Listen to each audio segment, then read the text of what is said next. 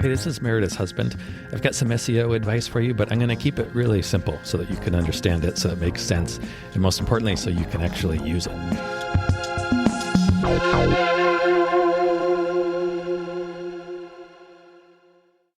You know I can see your website, right?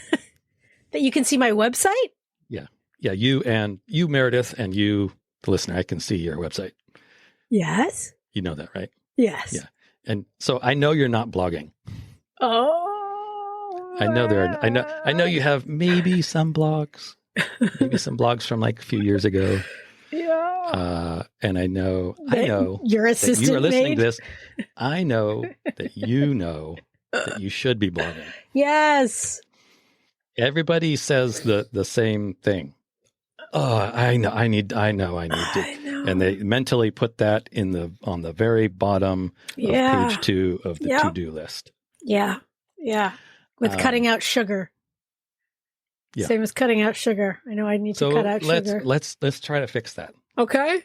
All right. So I know why you do this. And I think a lot of people do the same thing. You've said it, you need to be in the mood. Oh, I kind of do it when I'm in the mood. Right. It's when you blog. Yeah. Well, when is that going to happen? I don't know. You're waiting. You're literally waiting for inspiration to strike, right? Yeah. Okay. That's pretty much a recipe for failure. I think. Yeah. I mean, how many quotes are out there that say something to the extent of like, success is 99% just showing up? Yeah. Yeah. Yeah. Shame. No, it's, I wouldn't be talking about this. I mean, this is everybody. This is, unless you're a big company and you get a content team of writers who just sit around and write all the time. This is the norm. It is. I also think, I know. Now that I've made you feel bad, don't feel bad. I don't feel bad. I know. Yeah, you're right. It is. Because I feel that I need to have like a really cool resource that I want to share with people. Yeah, you don't. Doesn't matter. You don't. Google doesn't care about emotion. This is going to be your first blog. Take it from me. It's probably going to suck. It's going to be bad. Take a look. Go to my blog. Go to and look at my first post. Yeah. It was not on this particular blog. Go to it's SEO-decoded.blog and then go back all the way to the first post. Yeah. And you'll see. Yeah. But you need to do this. I like the Beatles, and about once every 2 decades I start watching Beatles documentaries, and I get there's this new one out. Yeah, they're fascinating. Yeah. And aside from just the music, which I like, how they went about producing and creating that music, I find really interesting and kind of refreshing in a sort of way, I guess. But they I don't remember where it was, but in one of these documentaries, there was an interview of Paul, I believe, and somebody asked him, how were you guys so prolific? How did you write so much content? And it's the thing that strikes me with the Beatles is their answers are usually so simple. It's like, oh, duh. He's like, yeah, well, we just got up every day and we had our breakfast and coffee or tea and went into the studio. And that was our job. We put on our identical suits and marched to the studio and recorded from 9 to 5, Monday through Friday. Yeah. And he's usually, the next morning we listened to what we have, and it was usually garbage, it was mostly crap. But once in a while, we'd have some great songs. And he's like, yeah, that's how we were so prolific. So that's what Nick Cave does. Nick Cave does the same. Remember, we went to one of his question and answer things, and he says he gets up, puts on his suit, and goes to his studio and just starts writing. Yeah. And most of it's crap. Yeah. But occasionally there's some. You got to treat it. I think you'd find almost everybody who has achieved, a good level of success and fame, et cetera, have probably approached it. Yeah. Have approached it the same way. They just do it. They don't feel like it. What if the Beatles and Nick Cave just sat around and waited to be inspired by the one, song that jumped out? Yeah. We'd be missing a lot of music in the world. Yeah. But I feel like there's always, with me personally, there are more pressing deadlines. Oh, I got to get this to this client. I got to get this order. I got to finish doing this and this. And for example, I don't take the 15 minutes that I could scroll on Instagram and write a blog. Right. Schedule. I think scheduling is your best friend. Like, what am I going to do Tuesday? I'm going to spend 3 hours on this client and an hour on this for my business, and I'm going to spend 30 minutes blogging. Yeah. And then just sit down for 30 minutes, write whatever you want. I don't care what it is. Write about something you like. Right. And it's, like I said, it's not going to be great, but you're going to have to find your voice. Yeah. You did this. You wrote a blog about Penny, which I have not seen. Penny the Pig. Yeah. Right? Penny the Pig. Penny the Fire Pig. So that's something, Penny the Fire Pig is not what you would expect a family photographer to be blogging about. Like, what's the point? Right. But it's something you like. Like, we can turn that into something, but write about something you like, and you'll be more apt to do it. Like, it's just like exercise. Like, if you have a workout routine that's a total drag and you hate it, guess what? You're not going to do it. Right. What if you find something that you love doing? Yeah. You're going to find yourself in pretty good shape. And similarly speaking, you always feel good after exercise. Yeah, of course. No matter how, sometimes the workouts are a pain in the ass and you're just checking your watch every 10 minutes. You always are so happy you did it, and you always feel so good after. Yeah. Well, similarly, how happy and great I'd feel if I got some blog. A blog written? A blog written. I don't know if a blog is going to make you feel quite that good, but it is. It not as good, but I feel accomplished for sure. Like, I did it. And, and yes, it wasn't that bad. And I lived to be honest, like especially if you're just starting a blog, or you're, just starting a website or whatever, I hate to break it to you, but millions of people are not going to be reading this blog. I know. Wait, what? When you get to that, when you get to that point, you'll be polished, and those blogs will be great. Trust me. I see what you're saying. Yeah. But you got to start. Yeah. So let's take your, like, again, I haven't read it, but your Penny the Pig. I don't know. How long did you take to write it? Probably like 10 minutes. Okay, great. So let's see if we can turn that into what we've been calling a resource. Okay.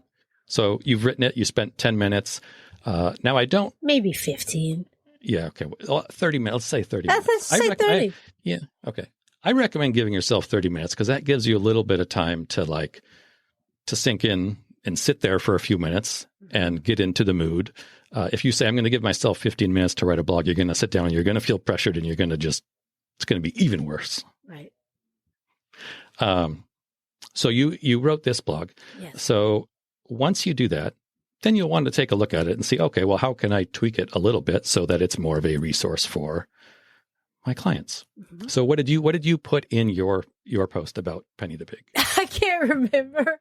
Yeah. I think it was how much I love her, how wonderful it is that she brings so much joy into the world, how surprising it is, and how just how much I love her.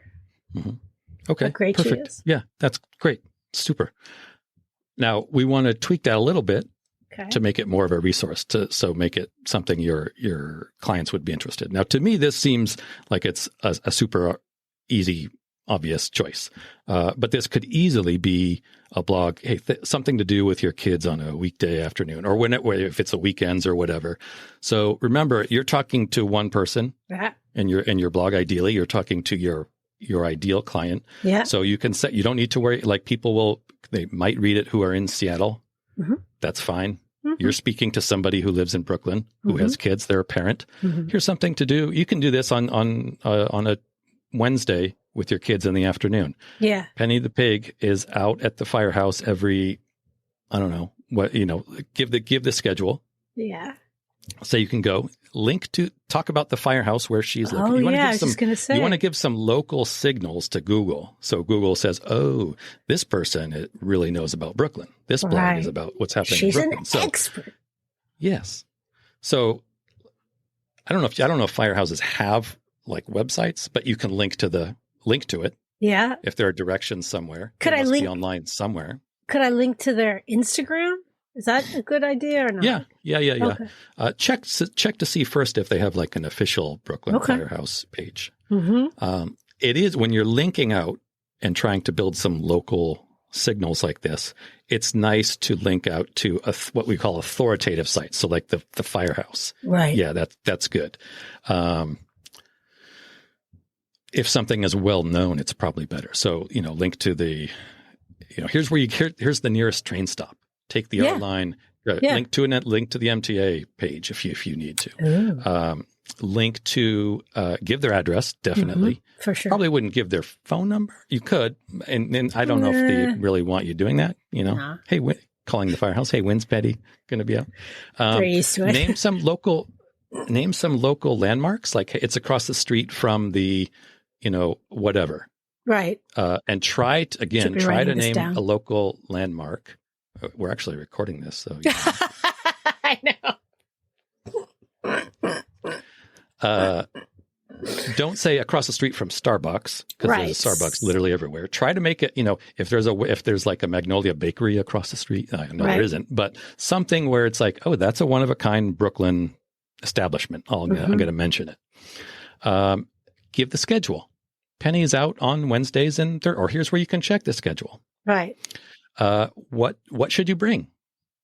Should you bring? Is there didn't you bring carrots, or you bring something for? I brought green beans, carrots, lettuce, and pears. Yeah, perfect. Great advice. Say what you should expect.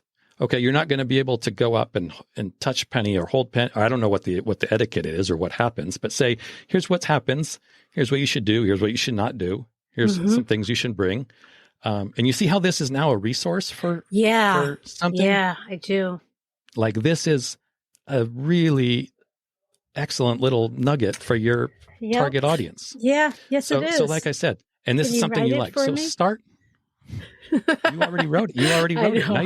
Now you just got to go and put some of these things in there. Just reword it a little bit. Keep what you wrote. Yeah. Keep what you wrote. Don't discard that in place of this other stuff.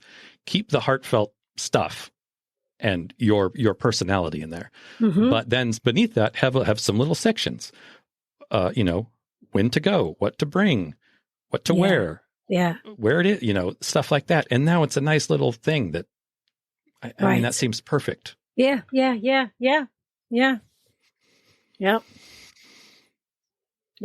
Just gotta and by the way, like I say, like I mentioned, do something you like and you will do it. That will help you find your voice and help you create content. What do you think this podcast is? Right. Like I record these, then I transcribe them and then it becomes a blog post. Right. With the audio at the top so people can just listen. But yeah, these, like every week I have I don't know what, there's probably 3, 4, 5, 6,000 words. Huh.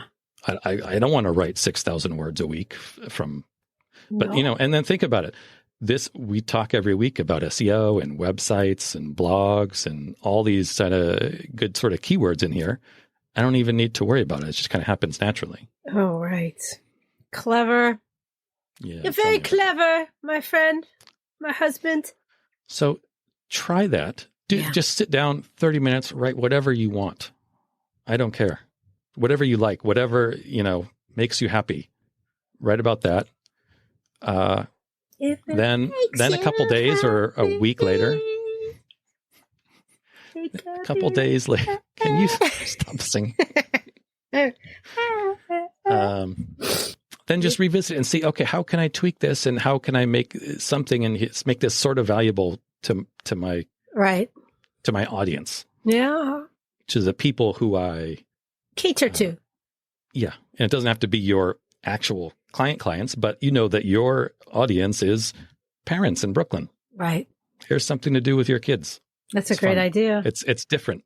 How often do you get to see pigs on 4th Avenue? I know. You should not. I know. Kids in Brooklyn. Pigs in Park Slope. Mm-hmm. I'm writing it down. I'm going to have to listen to this podcast It's going to be the first podcast you've ever listened to? Yes, it would be. That's not, well, Yeah.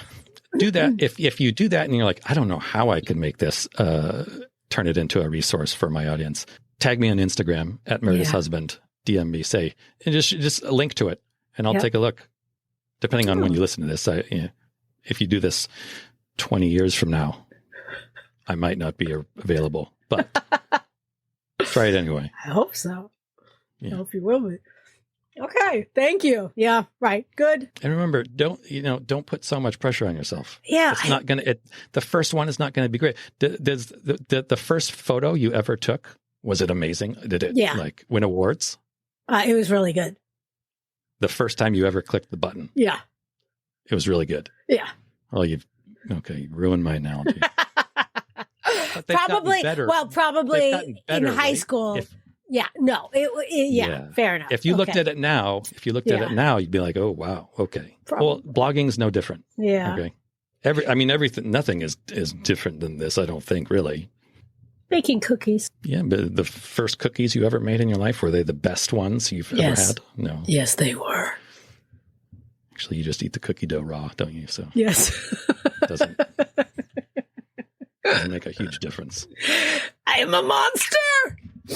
Yeah, raw cookie dough is delicious. Oh, it's so good. Except you just feel so sick after. Okay, schedule 30 minutes. Thank you. Write something. Yes. And then worry about it later. Yes. Thank you. Okay. Is that it? All right. That's it. Yay. Bye. Bye. Thank you. Be well. Hey, thank you so much for listening. We really hope that you find this helpful and useful. And if you do, what you could do for us as a thanks would be to, drumroll please, yes, leave a review. Yes, everybody says it, I know, but it really does make a difference. Take 3 seconds, leave as many stars, say something really nice about what you like about the podcast and maybe why other people would like it. It would mean the world to us, especially my husband. That better? All right, I'm going to try one where I'm not going to be charming.